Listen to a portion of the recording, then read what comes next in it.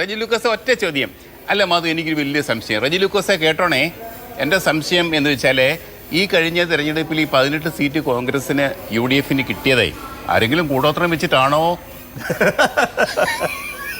മധു, ശ്രീ റെജി ലൂക്കോസ്. എനിക്ക് പ്രധാനപ്പെട്ട രണ്ട് കാര്യങ്ങൾ പറയാനുണ്ട്.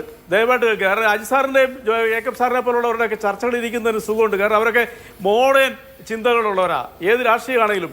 നിങ്ങളോട് ഞാൻ രണ്ട് കാര്യങ്ങൾ പറയാം. റഫേൽ യുദ്ധവിമാനം ഈ രാജ്യത്തേക്ക് കൊണ്ടുവന്നു ഫ്രാൻസിൽ നിന്നും. അന്നൊരു നാരങ്ങയുടെ മുകളിൽ വീലിൻ്റെ അവിടെ വെച്ചത് ഈ നാരങ്ങയാണോ യുദ്ധവിമാനത്തെ സംരക്ഷിക്കുന്നത്?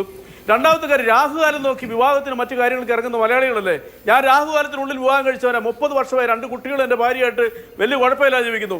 നിങ്ങളോട് ഞാൻ വേറെ പ്രധാനപ്പെട്ട കാര്യം, ചർച്ചകളിൽ കേൾക്കുന്ന ജനങ്ങളോട് പറയുക, ലോകത്തെ ഏറ്റവും വലിയ അന്ധവിശ്വാസത്തിൻ്റെ കൂടാരങ്ങളായ ഒരു സ്ഥലമായിരുന്നു ഗ്രീസ്.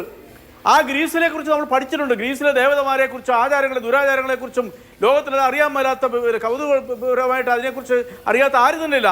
നിങ്ങൾ ആ ഗ്രീസിലോടൊന്ന് യാത്ര ചെയ്യൂ. അവിടെ യാത്ര ചെയ്യാൻ ഭാഗ്യം കിട്ടിയിട്ടുള്ള ആളാണ് ഞാൻ.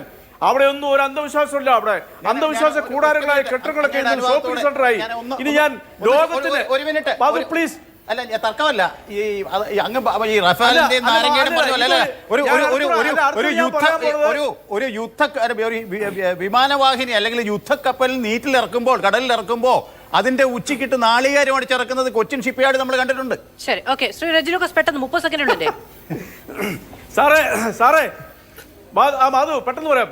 ലോക ചരിത്രത്തെ തന്നെ മാറ്റിമറിച്ചതാണ് 1881 മെയ് മാസം 5-ാം തീയതി വൃത്താസ ബെൻസ് എന്ന് പറയും. ഇപ്പോഴത്തെ ബെൻസ് വാഹനത്തിന്റെ ഉടമയായ ബെൻസ് എന്ന് പറയുന്ന ആളിന്റെ ഭാര്യ ഇതുപോലെ അന്ധവിശ്വാസ കൂടാരമായിരുന്ന ജർമ്മനിയിലെ ഒരു വയലിലൂടെ ലോകത്തെ ആദ്യത്തെ മോട്ടോർ വാഹനം ഓടിച്ചു പോയപ്പോൾ അത് ചെകുത്താനാണെന്ന് പറഞ്ഞ് പള്ളിയിൽ കൂട്ടമണി അടിച്ച് ജർമ്മനിയിൽ ഭീതി വരുത്തിയ ആ സംഭവം നിങ്ങളുടെ ഓർമ്മയിലുണ്ടോ? ഇന്ന് ആ ജർമ്മനിയിൽ നിങ്ങൾ യാത്ര ചെയ്യണം. ബുള്ളറ്റ് ട്രെയിനുകൾ പാഞ്ഞു പോകുന്നു. ലോകത്തെ പല കണ്ടുപിടുത്തങ്ങളുടെ രാജ്യം ജർമ്മനിയിലാണ്. പ്രിന്റിംഗ് ടെക്നോളജി ഇപ്പോഴും നമ്മുടെ സമൂഹത്തിൽ ഉണ്ട്. അവർ നമ്മളെ നയിക്കുന്നവരാണ് എന്നുള്ളതാണ് അത്ഭുതം. അതുകൊണ്ടാണ് ഈ ചർച്ച.